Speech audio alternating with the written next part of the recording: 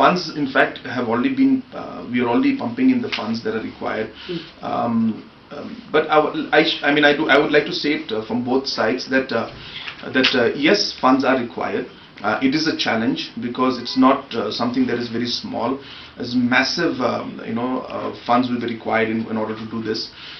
Even as we speak now, the Kirloskar and the Coal India pumps now have been all lined up along with the Odisha pumps. They've been lined up to start the operation, but they require a huge amount of petrol and diesel for the generators to run at the same time, and that also in a continuous supply for about 10 to 15 hours. So the cost is there.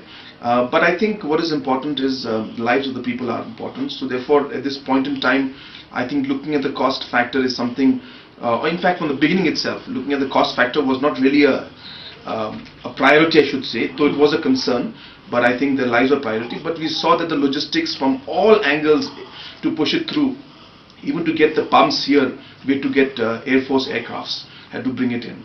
You see, and even after reaching out here, it had to be brought in, in dumpers all the way out here. After that, there was an issue of, the power lines. You had to pull power lines, about 30 kilometers of power lines had to be pulled, which was not possible.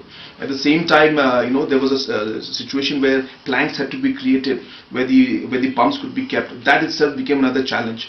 Another challenge came in that if the generators were put in or the pumps were put in inside, the shaft would would be full of carbon dioxide. So there were multiple of these challenges that were coming up.